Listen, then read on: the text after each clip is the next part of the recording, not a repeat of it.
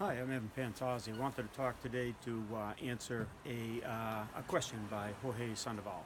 He was querying on one of my prior videos uh, why we don't use the hips so much in Kyusho and why it's in the martial arts. Well, I believe it's in the martial arts more for sport, for just looks. Okay, yes, it does add some power, but it adds a sport power. It adds a stopping action as well.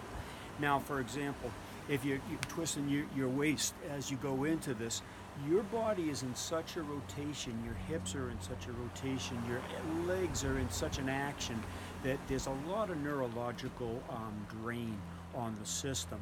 Whereas if you're nice and loose and relaxed, the hands just pop out, you can have more of the action in a shorter, more concise, more compacted area or time or space. You're going to gain more velocity from that. You're going to not gain the mass. The mass is what slows you down. Now, this is why a lot of hard-style karate practitioners have a little difficulty picking up the Kyusho, and why so many people have failed with their experiments in the past. They've tried to put that power, with their arm muscles, their body muscles, their hip rotations. The rotations are not in the hips. The rotations are in the wrists and the arms. Okay, and this is what we've been trying to get to for a long period of time. We want to make sure that you are loose and relaxed. Okay, so now it's almost like a bullwhip with the actions coming out with the hands, as opposed to your whole body getting into it and using your muscle power.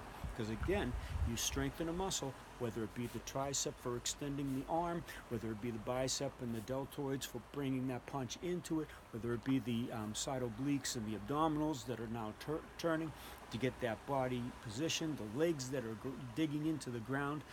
All that is taking your neurological transmissions from your brain and your spine, and they're drawing it to those muscles, so there's less impact going into the target, and that's what we want to accomplish. We want to send a short, sharp shock into the nerve system.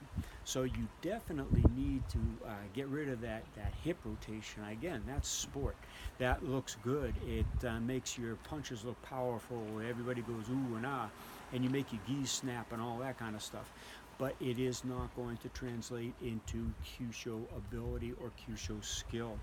So again, the more body action you're putting into your actions, the first, I mean, if you're in a fight and you've got your whole body action into it as opposed to relaxing, you're going to fatigue fast. Your body's going to be under much more stress and strain. You're not going to have the stamina. And look what the Brazilian Jiu-Jitsu people are doing. They're working for long periods. Sorry, my neighbor's doing some cutting on some stone. Yeah, okay, sorry. He's going to go on for a few seconds more, so I'll try to talk a little louder. But the guy's always working on his house. It's great.